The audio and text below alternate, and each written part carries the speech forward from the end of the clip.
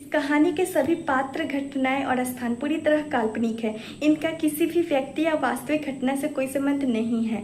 मैं सृष्टि यह पूरी कहानी अपनी आवाज़ में रिकॉर्ड करती हूँ ताकि आप तक एक बेहतरीन मनोरंजन पहुँचा सकूँ। अगर आपको मेरी आवाज़ और कहानियाँ पसंद आती है तो कृपया हमारे चैनल को सब्सक्राइब जरूर करें और वीडियो को लाइक व शेयर करना ना भूलें। डेविल किंग की लाडो सीजन 2 भाग 4। पिछले पार्ट में आप लोगों ने पढ़ा था कि किंग उस शख्स को मार देता है। अब आगे, आज गुरुवार का दिन था, बप्पा का दिन, और मुंबई में बप्पा को काफ़ी मानते थे। आज कई श्रद्धालुओं का जमावड़ा मंदिर में मौजूद था।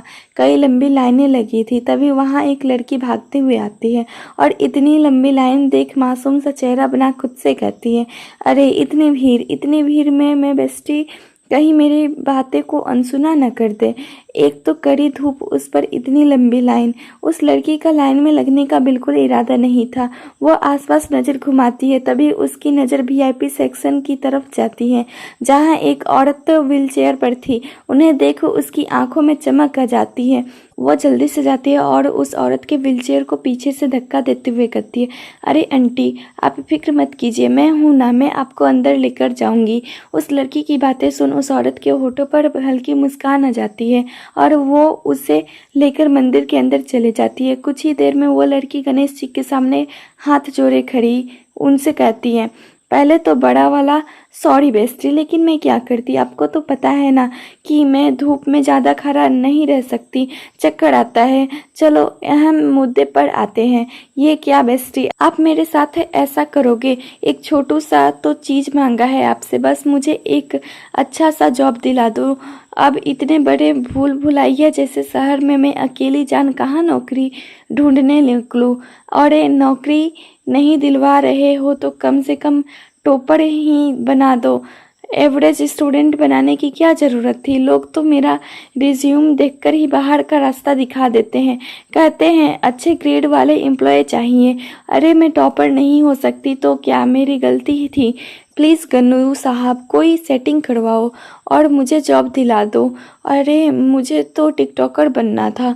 अगर एक वीडियो आपने मेरा वायरल करवा दिया होता तो मैं भी सेलिब्रिटी होती। चुटकी बजाते हुए यूं लोग मुझे सामने से ऑफ़र करते, अपने कंपनी में सुपरस्टार होती मैं। लेकिन मेरी फूटी किस्मत, पढ़ाई पर ध्यान ना देकर टिक टिक पर ध्यान दिया और दोनों में बड़ा वाला अंडा ही मिला। वो लड़की भगवान से शिकायत कर रही थी। लड़की ने आंखों में बड़े फ्रेम का चश्मा पहन रखा था, लंबे कमर तक खुले बाल, गोरा रंग, गुलाबी पतले होठ, कानों में छोटे छोटे ईयरिंग। इस वक्त लड़की ने प्यारा सा कुर्ती और उस पर ब्लू जींस पहन रखा था। कुर्ती के ऊपर कोटी, एक हाथ में घड़ी और दूसरे में कांच की चूड़ियाँ, जो काफ़ी खूबसूरत लग रही थी। वो लड़की देखने में काफ़ी प्यारी और मासूम लग रही थी। ये थी सिया कपूर, उम्र 20, स्वभाव से चंचल और बातूनी। ये मुंबई में एक अपार्टमेंट में रहती थी अपनी बहनों के साथ। सिया को बातें करना बहुत पसंद था, लेकिन पढ़ाई के मामले में थोड़ी कच्ची थी, जिस कारण उसे नौकरी नहीं मिल रही थी और नौकरी की तलाश में वो मुंबई आई थी। और सिया को अकेले छोड़ नहीं सकते थे, इसलिए उसकी दोनों बहनें भी उसके साथ आई थी। सिया अभी मंदिर में ही थी कि तभी उसके फ़ोन में नोटिफिकेशन आता है। वो जैसे नोटिफिकेशन चेक करती है, उसकी आंखें हैरानी से बड़ी हो जाती है और मुंह खुला का खुला रह जाता है। वो वहीं खुशी से चाहते हुए कहती है, द ओबरॉय इंडस्ट्री में बॉस को सेक्रेटरी की ज़रूरत है। मुझे तो ये जॉब चाहिए, वरना वो बुढ़िया सर पर सवार हो जाएगी। रेट के लिए एक काम करती हूँ, आज ही रिज्यूमे दे देती हूँ, भले काम में देर नहीं करना चाहिए। इस वक्त सिया के होठों पर बड़ी सी मुस्कान थी। वो जल्दी से गुन्नू साहब को नमस्ते कर कहती है, गुन्नू साहब 2 लड्डू फिक्स आपके, बस जॉब दिलवा देना और मेरी वो मोटी भैंस की शक्ल की मकान मालिकिन को भी निपटा देना। इतना कह वह हंसते हुए खुशी से वहाँ से निकल जाती है। वो जल्दी से अपनी जूती पहनती है और वहाँ से निकल जाती है। सिया का घर थोड़ा दूर था, लेकिन वो ऑटो नहीं ले सकती थी क्योंकि उसके हिसाब से ऑटो वाला ज़्यादा पैसा लेता था और हमारी सिया 1 रुपये भी ना छोड़ने वालों में से थी। सिया इस वक्त पार्क के बेंच पर बैठी अपना रिज्यूमे बना रही थी। वो किसी भी हाल में द ओबरॉय कंपनी के साथ काम करने का मौका गंवाना नहीं चाहती थी, क्योंकि ये बात वो बहुत अच्छे से जानती थी कि उस कंपनी में काम करना किसी सपने की तरह है और बेस्ट से बेस्ट एम्प्लॉय वो कंपनी हायर करती है। सिया अपने बाल खुजाते हुए कहती है, अब क्वालिफिकेशन में क्या भर दूँ क्या कि ग्रेजुएट हूँ। हाँ, वो अलग बात है कि एवरेज स्टूडेंट थी, लेकिन ग्रेजुएट तो हूँ ना। वैसे मैं जो करती थी वो भी लिख सकती हूँ, क्योंकि बहुत लोग उसे भी प्रोफेशन कहते हैं। इतना का सिया के दिमाग में जो आ रहा था वो लिखते चली जा रही थी। अब उस बेचारी को कौन समझाए कि ये पोस्ट असिस्टेंट के लिए था, जो हर तरह से परफेक्ट होना चाहिए, जिसके अंदर थोड़ी सी भी कमी नहीं होनी चाहिए। और हमारी सिया तो पूरी की पूरी ऊपर से नीचे कांडों से भरी हुई थी। अपना रिज्यूमे भरने के बाद उसमें फ़ोटो देना था, तो सिया अपने फ़ोन में से अच्छी सेल्फी वाली फ़ोटो अपलोड कर रिज्यूमे भेज देती है। इस वक्त उसके चेहरे पर बड़ी सी मुस्कुराहट थी, जैसे उसने कोई जंग जीत ली हो। वो आराम से बैठे खुद का कंधा थपथपाते हुए कहती है, शाबाश सिया, तू तो ग्रेट है। अब तो उन्हें तुझे जॉब देना ही होगा, अगर ना दिया तो उनका लॉस मेरा क्या। ये सब सिया ऐसे कह रही थी जैसे वो बहुत ब्रिलियंट एम्प्लॉय है और उसे काम ना देकर कंपनी को करोड़ों का नुकसान होगा। उसे खुद पर इतना कॉन्फिडेंट था कि उसे जॉब 100% मिल जाएगी और जॉब उसके पैरों के पास चलकर आएगी। राघव का कैबिन में इस वक्त शांति थी। उस शांति को चीरते हुए बॉस कीबोर्ड की आवाज़ें आ रही थी। राघव का पूरा ध्यान उसके लैपटॉप स्क्रीन पर था और वो उसकी लंबी उंगलियां कीबोर्ड पर नाच रही थी। राघव के चेहरे के भाव एकदम सख्त थे। उसके चेहरे पर कोई इमोशन नजर नहीं आ रहे थे। तभी उसका ध्यान भंग करते हुए उसका असिस्टेंट डोर नॉक करता है, जिसके बाद राघव बेहद कर्कश आवाज में जवाब देता है, कम इन। राघव की आवाज़ इतनी खतरनाक थी कि बाहर खड़ा उसका असिस्टेंट अपने दिल पर हाथ रखकर मन में कहता है, ये मेरा जल्लाद बॉस किसी दिन अपनी खतरनाक और डरानी आवाज़ से मेरी जान से ले लेगा। असिस्टेंट अपने मन में ये सोच रहा था, तभी उसके कानों में फिर अपने बॉस की खतरनाक आवाज़ आती है, अगर मुझे कोसना हो गया हो तो अंदर आओ। राघव की आवाज़ फिर से एक बार सुन असिस्टेंट सकपका जाता है और अपने चारों तरफ देखने लगता है कि आवाज़ कहाँ से आ रही है। फिर जल्दी से कैबिन के अंदर आता है और अपने हाथ में पकड़ी फाइल को राघव के टेबल पर रखकर कहता है, सर, ये कुछ न्यू एम्प्लॉय हैं जिसने अपने सेक्रेटरी के पोस्ट के लिए अप्लाई किया था और मैंने उनमें से कुछ लोगों को चुना है जिनकी डिटेल इस फाइल में है, आप सेलेक्ट कर लीजिए। असिस्टेंट की बात सुन राघव के हाथ जो कीबोर्ड पर नाच रहे थे वो रुक जाते हैं। वो एक नज़र अपने असिस्टेंट को देखता है जो सर झुकाए हाथ बांधे खड़ा था। राघव फाइल उठा जैसे पहला रिज्यूमे देखता है और उसे पढ़ता है, उसकी भावें तन जाती है। वो गुस्से में उस फाइल को टेबल पर पटकते कहता है, व्हाट द हेल, ये क्या है? क्वालिफिकेशन में टिकटॉक इस कौन लिखता है और हॉबी में गॉसिप और पानीपुरी किया है? ये क्या बेकार की चीज़ें लिख रखा है इसमें? ऐसे लोगों को सेक्रेटरी के लिए चुना है? तुमने मजाक समझ रखा है क्या? कौन है ये बेवकूफ़? राघव की खतरनाक और गुस्से से भरी आवाज़ सुन असिस्टेंट डर जाता है और जल्दी से रिज्यूम उठा उस शख्स का नाम पढ़कर डरते हुए कहता है, सर, सिया कपूर नाम है, मिस का। राघव गुस्से में कहता है, सिया नाम हो या पिया, आई डोंट केयर, लेकिन क्या सोचकर तुमने इस लड़की को सेलेक्ट किया? मुझे सेक्रेटरी चाहिए, कोई जोकर नहीं। इसका रिज्यूम देख साफ पता चलता है कि ये स्कूल कॉलेज में कितनी इंटेलिजेंट रही होगी। और फोटो, प्रोफेशनल फोटो की जगह सेल्फी वाला फोटो डाल रखा है। राघव को इस कदर गुस्सा करते देख असिस्टेंट की तो सीटी पिट्टी गुल हो जाती है। उसे समझ नहीं आता वो क्या कहे, लेकिन वो इतना समझ रहा था कि आज उसके बॉस के सामने उसकी खैर नहीं। उसका बॉस आज उसे बिना फ्राई किए खाने के मूड में है। वो डरते हुए कहता है, सर, मैंने इसे असिस्टेंट के लिए नहीं चुना है, इनका रिज्यूमे गलती से आपके पास आ गई। असिस्टेंट ये सब रोटे तोतों की तरह कह रहा था, वहीं राघव उसे बुरी तरह घूर रहा था क्योंकि रेज्यूम देख उसका दिमाग घूम गया था। बेचारी सिया के रेज्यूम ने राघव के ऑफिस में बड़ा बवाल मचा दिया था। अब ये देखना दिलचस्प था कि जब वो आएगी तो कितना बवाल मचना था। सिया पार्क में बैठी कार कॉटन कैंडी खा रही थी। उसे जुकाम भी था। वो अपने फ़ोन देखते हुए सिसक रही थी। वहीं उसकी नाक बहने को तैयार थी, लेकिन वो उसे बहने नहीं दे रही थी। सिया कॉटन कैंडी खाते हुए कहती, ये लोग मुझे रिजेक्ट कैसे कर सकते हैं? कितना अच्छा तो रिज्यूम दिया था। अब जो पूछ रहे थे उसी का ना जवाब दूंगी कि मैं अपनी ही कहानी बनाकर लिख दूंगी। इन लोगों ने मुझे रिजेक्ट कैसे किया? इनका बॉस ज़रूर मेरी खूबसूरती से जल रहा गया होगा कि मैं इतनी खूबसूरत हुई, इसलिए मुझे रिजेक्ट कर दिया होगा ताकि उनके ऑफिस में उनसे ज़्यादा कोई खूबसूरत ना हो। क्या क्या सपने सजाए थे, नौकरी मिलेगी तो अपनी मोटी भैंसी मकान मालिकों को देख लूँगी, लेकिन यहाँ तो मैं खुद देखने लायक नहीं बची हूँ। अब तो लग रहा है 4 घर पर काम पकड़ना पड़ेगा। सिया बैठे बैठे सोच रही थी, वो किसी के घर पर जूठे बर्तन साफ कर रहे हैं और वो लोग उसके साथ बुरा ट्रीट कर रहे हैं, उसे बासी खाना दे रहे हैं। ये याद करते ही सिया झट से अपने जगह से उठ मुंह बनाकर कहती है, छी, कभी नहीं, मैं नहीं करूँगी ऐसा काम जिससे मेरी ब्यूटी ख़त्म हो। इतना का सिया अपने बालों को झटक देती है। उसे अपनी खूबसूरती से बहुत प्यार था जिसे वो खोना नहीं चाहती थी। सिया इस वक्त उदास सी बेंच पर अकेली बैठी थी। उसके दिमाग में बहुत सारी बातें चल रही थी जिनका जवाब उसके पास भी नहीं था। वो अपनी उंगलियां आपस में उलझाते हुए कहती है, अगर नौकरी नहीं मिली तो मैं इतने बड़े शहर में कैसे रहूंगी और अपनी बहनों का खर्चा कैसे चलाऊंगी? छुटकी की फीस भी तो देनी होगी स्कूल की। और तानी, वो तो खुद अपनी आधी पढ़ाई छोड़ नौकरी करने लगी है। उस पर आसमान की तरफ देख। आप हमें छोड़कर क्यों चले गए मामा पापा? अब मैं सब कैसे मैनेज करूंगी? कैसे होगा सब कुछ? अपने बालों में उंगली फिरते हुए, पता नहीं क्या होगा आगे। अब तो ऐसा लग रहा है कि खाने के भी लाले पड़ने वाले हैं।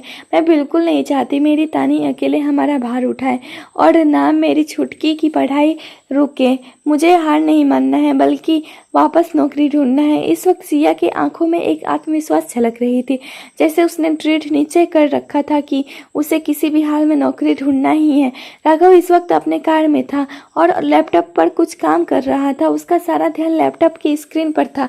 उसकी उंगलियां लैपटॉप की स्क्रीन पर नाच रही थी। तभी ड्राइवर झटके से गाड़ी रोकता है, जिससे राघव का लैपटॉप गिरते गिरते बचता है। राघव अपनी सर्द आवाज में ड्राइवर से कहता है, लगता है तुम्हें अपनी जान प्यारी नहीं।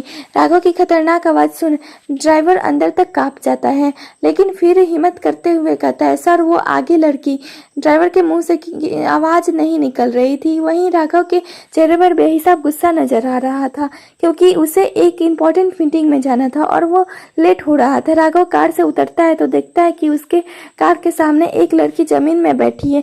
लड़की का चेहरा नजर नहीं आ रहा था, बस उसकी पीठ नजर आ रही थी। उसके लंबे काले बाल उसके पीठ पर लहरा रहे थे। उस लड़की को अपने कार के सामने यूं बैठा देख राघव की आंखें गुस्से से लाल हो जाती है। वहीं वो लड़की हर चीज से बेखबर अपनी गोद में पकड़े छोटी सी पप्पी के सर को सहला रही थी। तभी राघव उस लड़की के बाजू पकड़ झटके से उसे खड़ा कर अपनी तरफ मुड़ता है, जिससे वो लड़की संभल नहीं पाती है और राघव के चौड़े सीने से लग जाती है और दोनों के होठ आपस में जुड़ जाते हैं। ये सब इतनी जल्दी हुआ कि किसी को कुछ समझने का मौका ही नहीं मिला।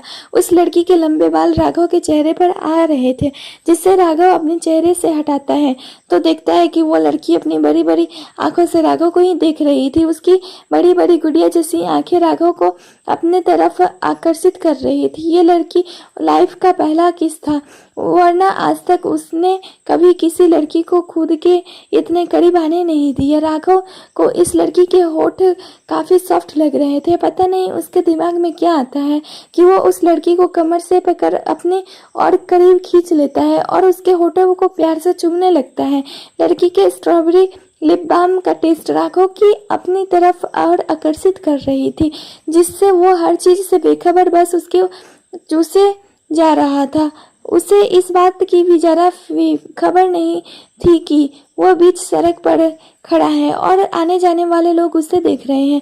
राघव के बॉडीगार्ड और उसका असिस्टेंट ये नज़ारा आंखें फाड़े देख रहे थे, क्योंकि उन्होंने कभी ये उम्मीद नहीं की थी कि उनका बॉस कभी ये नज़ारा भी उन्हें दिखाएगा। वो लड़की भी राघव के किस में खो गई थी, लेकिन अचानक ही उसे ख्याल आता है तो उसके हाथ साथ क्या हो रहा है, तो वो पूरी ताकत से राघव को खुद से दूर करती है और किसी के कुछ सोचने समझने से पहले ही उसके खींचकर एक थप्पड़ मारती है। ये नज़ारा देख वहाँ मौजूद लोगों की आंखें बाहर आ गई थी। वहीं वो लड़की गुस्से से कांप रही थी, उसके आंखों में आंसू थे। वो दोबारा राघव को थप्पड़ मारने जाती है, लेकिन राघव उसकी कलाई पर कर उसे उसके पीठ से लगा अपनी तरफ खींचकर दांत पीसते हुए कहता है, बस बहुत हो गया लड़की, अपनी हद में रहो वरना। राघव इतना ही कहता है कि वो लड़की गुस्से में कहती है, वरना क्या करेंगे आप, मारोगे मुझे? आपको सिर्फ नहीं आती है एक लड़की को उसकी इजाज़त के बिना किस करते हुए? कितने घटिया इंसान हैं आप। अरे क्या आपकी माँ ने आपको यही सिखाया है कि राह चलती लड़कियों के साथ बदतमीजी करो? लगता है आपका खानदान ही ऐसा होगा छिछोड़ा। वो लड़की गुस्से में जो मन में आ रहा था बोले जा रही थी, इस बात से बेखबर कि आगे उसका अंजाम क्या होगा। वहीं अपनी माँ और परिवार का जिक्र सुन राघव की आंखें गुस्से से लाल हो जाती है। वो उस लड़की की थोड़ी पर करदात पिसते हुए कहता है, लड़की हो इसलिए छोड़ रहा हूँ, वरना कोई मेरे माँ और परिवार के बारे में कुछ कहे तो राघव अबड़े उसे जमीन में जिंदा गाड़ देता है। दुआ करना कि दोबारा मुझसे मुलाकात ना हो, वरना हर सेकंड खुद की किस्मत को कसोगी। वो लड़की अपने आंसू पोंछते हुए कहती है, आप निहायती घटिया इंसान हैं, आपकी हिम्मत कैसे हुई मुझे किस करने की? राघव उस लड़की को गुस्से से घूरते हुए कहता है, राघव अबड़े को टेस्ट इतना भी खराब नहीं जो तुम जैसी लड़कियों के मुंह लगे। तुम्हारे जैसी 36 मेरे एक इशारे पर मेरे बिस्तर में आने को तैयार रहती है, इसलिए अपनी जबान को कंट्रोल में रखो वरना खींचने में वक्त नहीं लगेगा। इतना कहा वह झटके से उस लड़की को छेड़ता है, जिससे वो लड़की सीधा जमीन में गिरती है और राघव उसे गुस्से में घूरते हुए जाकर अपने कार में बैठ जाता है और कुछ ही सेकंड में उसकी कार वहां से निकल जाती है। उस लड़की के आंखों में आंसू थे।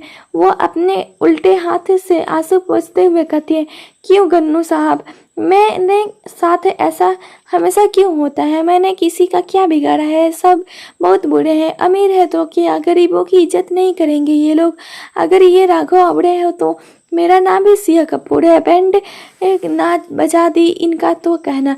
सिया अपने आसपास देखती है, जहाँ सभी उससे देख आपस में बातें कर रहे थे। वहीं सिया की आंखों में बार बार राघव की गुस्से से भरी आंखें आ रही थी, जिन्हें याद कर वो अंदर तक कांप जाती है और जल्दी से उठकर वहां से भाग जाती है।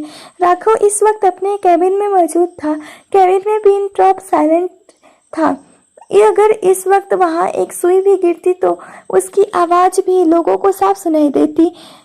राघव अपने रोलिंग चेयर पर किसी राजा की तरह बैठा था। उसके सामने टेबल पर इस वक्त एक फाइल खुली पड़ी थी, जिस पर सिया की तस्वीर और उसकी अब तक की डिटेल्स रखी हुई थी। राघव अपने सर्द आवाज में सिया को तस्वीर देख रहा था। सिया ने तस्वीर में जीन्स और टी शर्ट पहन रखा था और आंखों पर बड़े फ्रेम का चश्मा, जिसमें वो बहुत प्यारी लग रही थी। राघव सिया की तस्वीर को देख लेता है और उसे अपने सर्द नजरों से देखने लगता है और अपनी खतरनाक आवाज में कहता है, सिया कपूर, मजा आएगा खेलने में। इस वक्त उसके होठों पर खतरनाक मुस्कान थी। तभी वो उसकी डिटेल्स में कुछ देखता है, जिससे उसकी आंखें लाल हो जाती है और वो दांत पीसते हुए वहां मौजूद अपने असिस्टेंट से बेहद खतरनाक आवाज में कहता है, कल ये लड़की मेरी सेक्रेटरी के रूप में मुझे चाहिए। राघव की आवाज सुन असिस्टेंट डरते हुए कहता है, लेकिन सर आपने तो खुद मिस सिया को रिजेक्ट। वो इतना ही कहता है कि राघव की रूह कपा देने वाली आवाज फिर उसके कानों में पड़ती है, जिससे वो अंदर तक सहम जाता है। राघव सिया की तस्वीर एकटक देखते हुए कहता है, लगता है जबान बहुत खुल रही है, तुम्हारी कटवानी पड़ेगी। इतना का वो अपनी तीखी नजरों से ऊपर से नीचे देखने लगता है, जिससे असिस्टेंट का पैर थर थर कांपने लगता है और वो बिना वक्त गवाए वहां से 9-11 हो जाता है। राघव अपनी जेब से सिगरेट निकाल उसे अपने होठों के बीच रख उसके लंबे लंबे कस लेते हुए एक टक सिया को फोटो देखते हुए बेहद जुनून से कहता है, सिया कपूर, बहुत बड़ी गलती कर दी तुमने राघव ओबरॉय पर हाथ उठाकर। जिस राघव ओबरॉय के सामने किसी की नजरें नहीं उठती, उस पर तुमने बीच सड़क पर हाथ उठा दिया। इसकी कीमत तो तुम्हें चुकानी पड़ेगी। अब देखो ये राघव ओबरॉय नाम का तूफान तुम्हारी जिंदगी में कितने तूफान लाता है।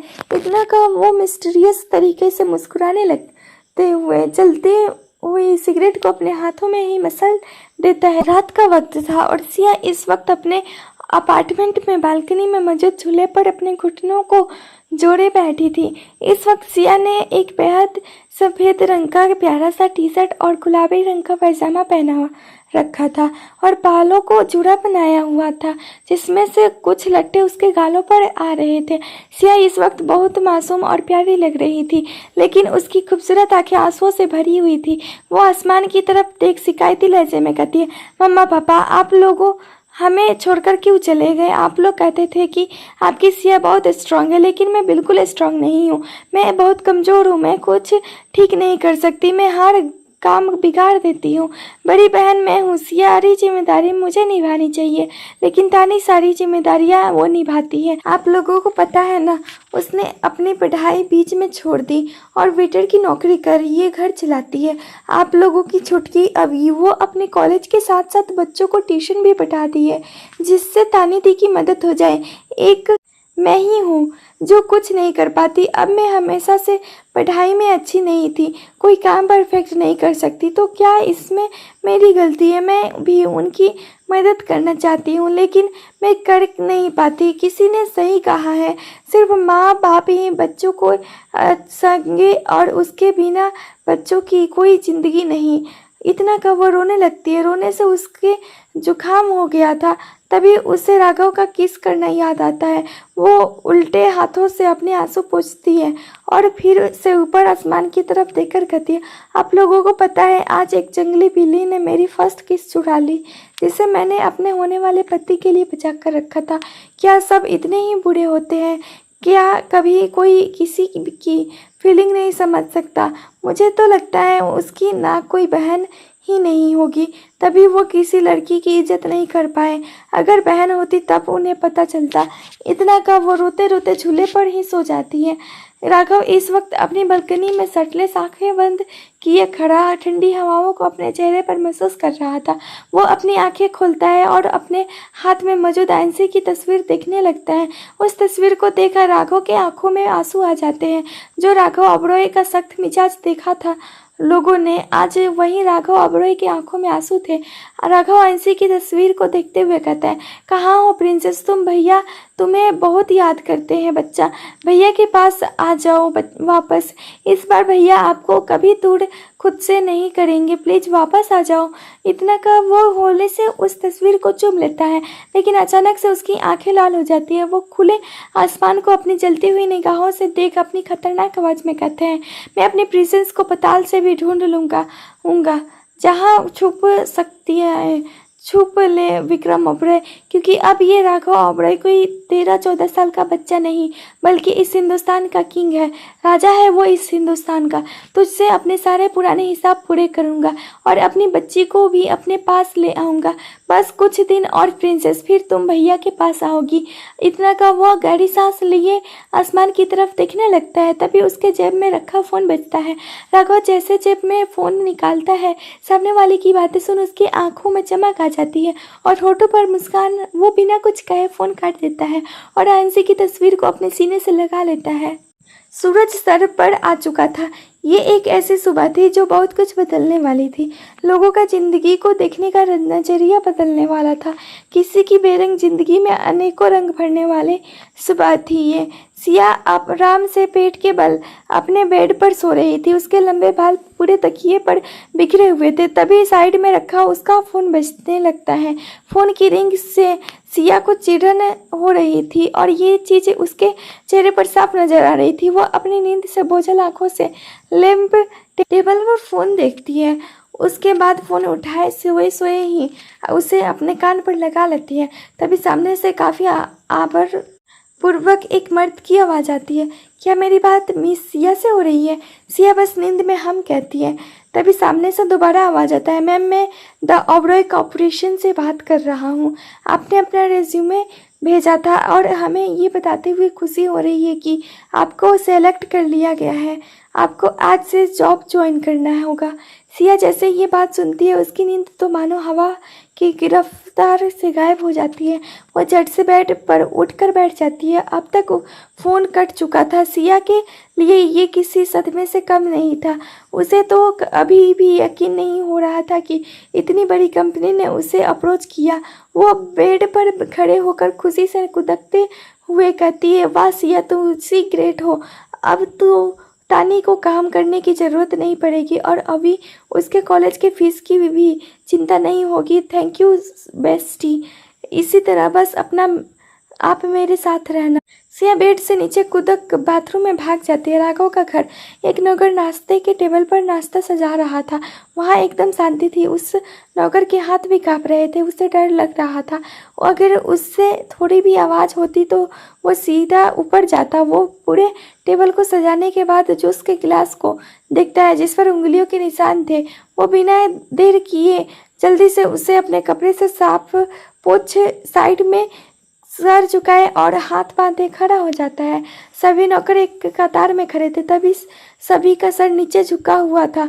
तभी उन्हें जूते की आवाज़ आती है। उस शांत माहौल में बस उन जूतों की आवाज़ें ही गूंज रही थी। राघव चलकर डाइनिंग टेबल के पास आता है और अपने चेयर पर बैठ जाता है।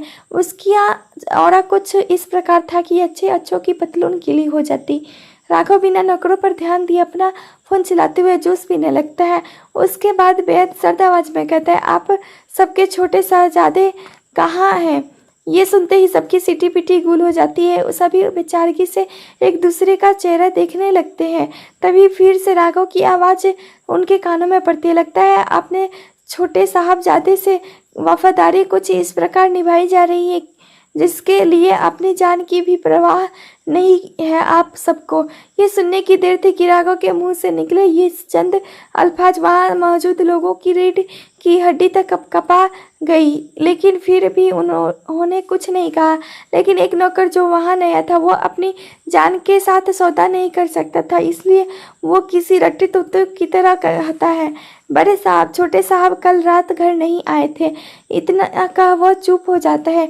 वही राघव उसकी बातों पर ज़्यादा रिएक्ट नहीं करता। लेकिन बाकी के नौकर उस नौकर को खा जाने वाली नज़रों से देख रहे थे। उन्हें देख ऐसा लग रहा था कि वो लोग उस बेचारे को बिना नमक मिर्च के ही कच्चा खा जाएंगे। राघव अपनी चेयर से जैसे उठता है सभी की एक पल के लिए सांसें थम जाती है। वो बिना किसी पर ध्यान दिए अपना ब्लेजर उठा बंगले से बाहर निकल जाता है। राघव जैसे वहाँ से जाता है सभी की जान में जान आती है। उन सभी के चेहरे देख ऐसा लग रहा था मानो उन सब की जान राघव के हाथों में थी और अभी राघव की मुट्ठियों से वह सब आज़ाद हुए हैं। सिया इस वक्त अपने घर में मौजूद छोटे से मंदिर में जिस पर गणेश जी की स्थापित थी उन्हें सामने दिया जलाते हुए कहती है, बेस्टी, आज मेरे ऑफिस का पहला दिन है। प्लीज़ कुछ ऐसा चमत्कार करना कि वहाँ पर लोग मेरी तारीफ करते नहीं थके। ये सब कहते हुए सिया के होठों पर बड़ी सी मुस्कुराहट थी। उसने इस वक्त बेहद प्यारा सा पटियाला सूट पहन रखा था, सर पर दुपट्टा ले रखा था। कुल मिलाकर पूरी हिंदुस्तानी लड़की लग रही थी जो हर किसी लड़के की पहली पसंद होती है। सिया की मासूमियत उसके चेहरे से साफ झलकती थी। अगर एक बार भी कोई उसकी झलक देख ले तो वह इंसान उसे चाहकर भी भूल नहीं पाता और ऐसा ही कुछ राघव के साथ हो रहा था। वह सिया को चाहकर भी भूल नहीं पा रहा था। सिया बप्पा के सामने दिया जलाती है। भले सिया थोड़ी झिल्ली सी थी लेकिन पूजा पाठ की उसकी हमेशा से आस्था रही है।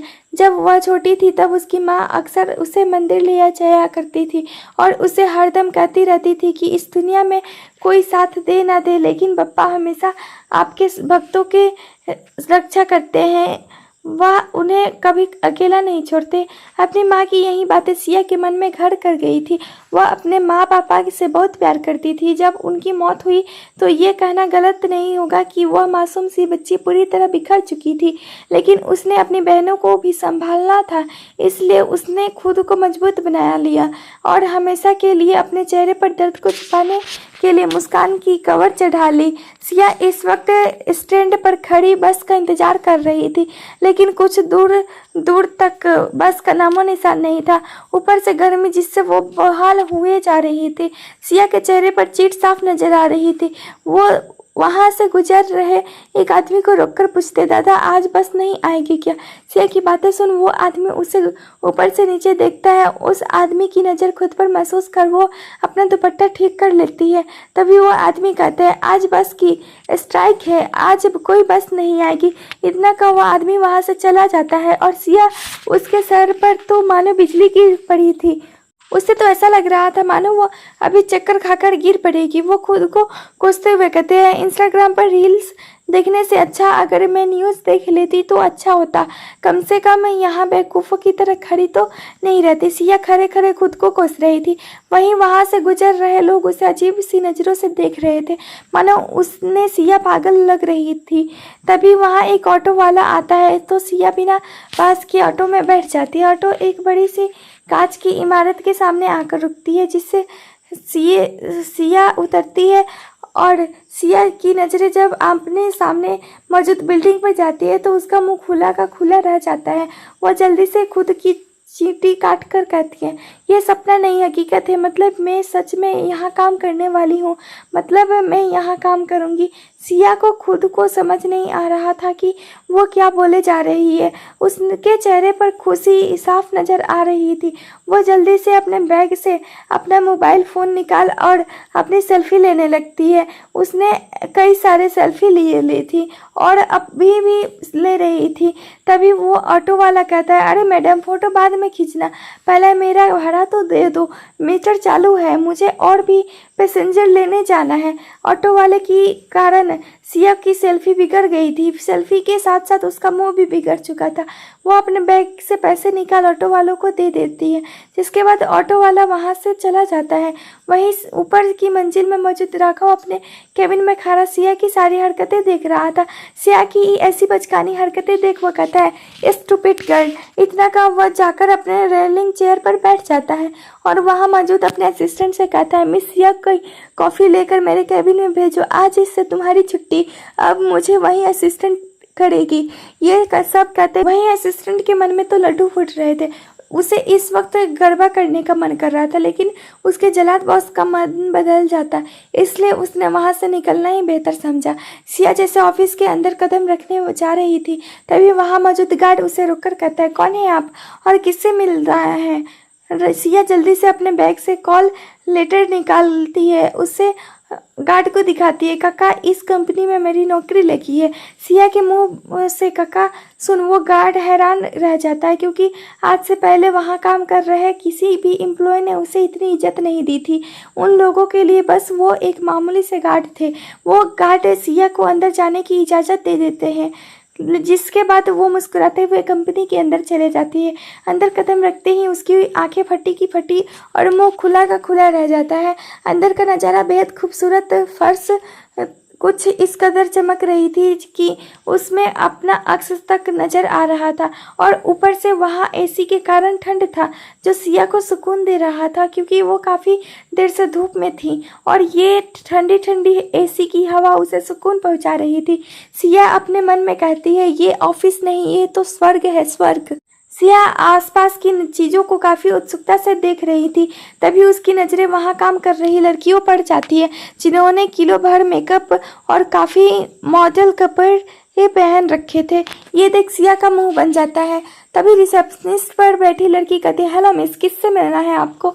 उस लड़की की आवाज़ सुन सिया उसकी तरफ देखती है। उसने भी काफ़ी मॉडल कपड़े पहन रखे थे। वहीं वो लड़की सिया को ऊपर से नीचे निहार रही थी। इसमें कोई शक नहीं था कि सिया सादगी में बेहद खूबसूरत लगती थी। सिया की मासूम खूबसूरती से वो लड़की अंदर ही अंदर कुड़ रही थी। वो सिया को देखते हुए अजीब सा मुंह बनाकर जैसे कुछ कहने वाली होती है। तभी वहाँ राघव का असिस्टेंट आ जाता है और सिया से कहता है, मिस सिया, मैं बॉस का असिस्टेंट हूँ, आपको बॉस ने कॉफ़ी लेकर कैबिन में बुलाया है। असिस्टेंट की बातें सुन सिया का मुंह खुला का खुला रह जाता है। वह असिस्टेंट से कहता है, असिस्टेंट भैया, ये कॉफ़ी कहाँ मिलेगी? सिया के मुंह से भैया सुन। असिस्टेंट पहले तो हैरान रह जाता है, लेकिन फिर उसकी बातों को नज़रअंदाज कर उसे किचन का रास्ता बता देता है और सिया वहाँ से किचन की तरफ चले जाती है। तभी असिस्टेंट एक नज़र अपनी जलती हुई निगाहों से उस लड़की को देखता है, जिससे वो लड़की अंदर तक काँप जाती है। सिया किचन में आती है तो देखती है वहाँ कॉफ़ी मशीन है। ये देख उसका मुंह बन जाता है, लेकिन कॉफ़ी तो बनानी ही थी, तो उसने यूट्यूब में देखा कि कैसे मशीन चलाते हैं। उसके बाद वैसे ही करती गई। उसने अपनी पसंद का कॉफ़ी बनाया था। उसके बाद उसमें से थोड़ा कॉफ़ी भी लिया और पीने के बाद उसके होठों पर जीभ फेरते हुए कहती है, ओम टेस्टी, और अगर बॉस नहीं पियेंगे तो मैं ही पी लूँगी। इतना कहा वो ट्रे में कॉफ़ी रख वहाँ से चली निकल जाती है। सिया कॉफ़ी बनाकर पहले खुद उससे टेस्ट करती है। कॉफ़ी उसने खुद की पसंद का बनाया था, जो बहुत मीठी थी, और हमारी सिया तो मानो मिठास की पुड़िया थी। वो कॉफ़ी को अच्छे से ट्रे में रखती है और किचन से निकल जाती है। राघव का ऑफिस बहुत बड़ा और आलीशान था। अगर ये कहा जाए कि ये मुंबई की सबसे बड़ी बिल्डिंग है तो ये कहना गलत नहीं होगा। इसलिए हर साल लाखों युवा मेहनत करते हैं ताकि उनका प्लेसमेंट इस कंपनी में हो जाए। सिया आसपास अपनी नज़रें इधर उधर घुमाती है। उसे समझ नहीं आ रहा था कि वो अपनी अब केविन के बारे में किससे पूछे। उसे अचानक कैसे रिसेप्शन पर बैठी लड़की याद आ जाती है। वो वापस रिसेप्शनिस्ट के पास जाकर पूछती है, एक्सक्यूज़ मी मैम, क्या आप मुझे बता सकते हैं कि सर का केबिन कहाँ है? मुझे उन्हें कॉफ़ी देने जाना है। ये सब सिया अपनी प्यारी आवाज़ में कह रही थी और ये सब कहते हुए उसके होठों पर प्यारी सी मुस्कान थी। वहीं सिया को वापस से देख मानो उस रिसेप्शनिस्ट का आधा लीटर खून जल गया था, लेकिन उसे असिस्टेंट की बात अच्छे से याद थी, जिस कारण वो ज़्यादा कुछ नहीं कर सकती थी। वो एक फ़ाइल निकाल सिया के सामने करके कहती है, मैम पहले आप इनमें साइन कीजिए, उसके बाद बॉस की कॉफ़ी दे आइएगा। सिया पहले से ही लेट हो चुकी थी और अब ये रिसेप्शनिस्ट उसे और देर करवा रही थी, लेकिन अब सिया करती भी क्या, वो जल्दी से पेन लेकर उन पेपर्स को बिना पढ़े उस पर साइन कर देती है, जिसके बाद रिसेप्शनिस्ट उसे राघव का केबिन बता देती है और सिया बिना वक्त गवाए लिफ्ट की तरफ बढ़ जाती है। ये सारा नज़ारा राघव अपने कैबिन में बैठे लैपटॉप पर देख रहा था। सिया उसके उन पेपर्स पर बिना पढ़े साइन करता देख उसके होठों पर डेल स्माइल आ जाती है। वो अपनी सर्द आवाज में कहता है, स्टूपिड गर्ल। राघव की आवाज़ इतनी ठंडी थी कि कमरे का तापमान तक गिरने लगा था। अगर इस वक्त कैबिन में कोई मौजूद होता तो राघव का सर्द आरा देख सहम जाता, लेकिन अफसोस इस वक्त वहाँ राघव के अलावा कोई मौजूद नहीं था। सिया लिफ्ट के पास जाती है और लिफ्ट में जाने वाली होती है, तभी एक पियून आकर उसे रोककर कहता है, अरे कहाँ जा रही हैं हो, दिखता नहीं है क्या लिफ्ट बंद है? पियून की बातें सुन सिया का मुंह बन जाता है। वो उसके बगल मौजूद लिफ्ट के में जाने वाली होती है, तभी पियून उसे फिर रोककर कहता है, ये लिफ्ट बॉस के लिए है, उसके अलावा बॉस इनकी फैमिली इस लिफ्ट का इस्तेमाल कर सकती है। पियून की बातें सुन अब सिया चिढ़ जा हो रही थी, इसलिए वो खींचते हुए कहती है, तो अब मैं सर के कैबिन में कैसे जाऊं? पियून सिया को ऊपर से नीचे देखे सीढ़ियों की तरफ दिखाते हुए कहता है, वो रही सीढ़ियाँ, उससे ऊपर जाओ। सीढ़ियाँ देख सिया का मुंह खुला का खुला रह जाता है, क्योंकि राघव का केबिन फर्स्ट फ्लोर पर था और इस वक्त सिया ग्राउंड फ्लोर पर मौजूद थी। राघव का केबिन 5वें माले पर था। ये फ्लोर सोचकर ही सिया का सर घूमने लगा था। वो पियून को कुछ बोलने के लिए जैसे मुंह खोलती है, तभी उसे पियून जाते हुए नजर आ रहा था और साथ ही कह भी रहा था, पता नहीं कहाँ से आ जाते हैं, क्या सोचकर इन भी जैसे को नौकरी दे देते हैं। पियून ये सब कहते हुए जा रहा था। वहीं सिया गहरी सांस छोड़ खुद से कहती है, चल सिया लग जा काम पर, तेरे पास दूसरा ऑप्शन नहीं है। इतना कहा वो सीढ़ियाँ चढ़ने लगती है। सिया ने शायद पहली बार सूट पहन रखा था, इसलिए उससे दुपट्टा नहीं संभाल रहा था, लेकिन संभालना भी तो उसे ही था, कोई और संभालने के लिए कोई और नहीं था। सिया कुछ सीढ़ियाँ चढ़ रही थी, फिर खड़ी हो जा रही थी। एक ही दिन में उससे आज बहुत मेहनत हो गई थी, लेकिन अब जॉब पकड़ा है तो करना तो पड़ेगा। इतनी बड़ी कंपनी में बैठे बैठे तो कुछ नहीं मिलने वाला। कुछ ही देर में सिया राघव के कैबिन के बाहर थी और गहरी गहरी सांसें ले रही थी। वो पसीने से तरबतर हो चुकी थी। इस वक्त उसका बस चलता तो वो ठंडे ठंडे पानी से नहा लेती। सिया ने दरवाज़ा नहीं खटखटाया था। वो उसी तरह खड़े खड़े हाँफ रही थी। तभी अंदर से एक रौबदार आवाज़ आती है, अंदर आ जाओ। ये आवाज़ सुन सिया की चिहुक जाती है और बिना वक्त गवाए केबिन के अंदर चला जाती है। केबिन काफ़ी खूबसूरत था, जिसे ग्रे थीम के साथ सजाया गया था। वहाँ के पर्दे के साथ हर चीज़ ग्रे रंग की थी। सिया टुकुर टुकुर केबिन को देख मन में कहती है, बाबा अरे ये केबिन है, इसमें तो मेरा पूरा घर समा जाए। वहाँ मौजूद टीवी को देख, इतनी बड़ी टीवी हमारे घर में हो तो हम तो घर को ही थिएटर बना ले, कितनी मज़ा आएगा। ले अफसोस जताते हुए, लेकिन टीवी तो कितनी महंगी लग रही है, इतना तो हमारा बजट भी नहीं है। सिया अपने ही मन में बातें कर रही, कभी खुश हो रही थी तो कभी उदास हो रही थी। वहीं राघव का चेहरा ग्लास विंडो की तरफ था, जिस कारण सिया उसका चेहरा नहीं देख पा रही थी, लेकिन वो सिया की हर एक हरकत अच्छे से नोटिस कर रहा था। राघव सामने ग्लास विंडो पर अपनी नजरें गड़ाए अपने सर्द आवाज में कहता है, मिस सिया कपूर। राघव की सर्द आवाज सुन सिया एकदम सावधान के पोजीशन में खड़ी हो जाती है। तब राघव फिर एक बार कहता है, मिस सिया, आपको कॉफी लाने को कहा गया था, ना कि उगाने को, जो इतना वक्त ले लिया आपने। राघव की बातें सुन सिया कि मुंह से बना लेती है और अपने हाथ में पकड़े कॉफ़ी को देखकर कहती है, सर लेकिन मैंने कॉफ़ी ला तो दिया ना, अब आप फटाफट पी लीजिए बिना नखरे के। राघव का असिस्टेंट जो कैबिन के अंदर आ रहा था, सिया की बातें सुन मानो उसकी जान हलक में आ चुकी थी। उससे अंदर ही अंदर सिया के लिए डर लग रहा था। तभी राघव सिया की तरफ पलटता है और इसी के साथ सिया की चीख निकल जाती है और वो बेहोश होकर गिरने वाली होती है। आगे की कहानी अगले भाग में पढ़िए। तब तक के लिए धन्यवाद। मेरे साथ ये कहानी सुने दोपहर 12:30 बजे और अपनी समीक्षा देना ना भूले। चैनल पर नए हैं तो चैनल को सब्सक्राइब करें और सुनिए रोज एक नई कहानी। तब तक के लिए आप हमारी पुरानी कहानियों को भी सुन सकते हैं। धन्यवाद।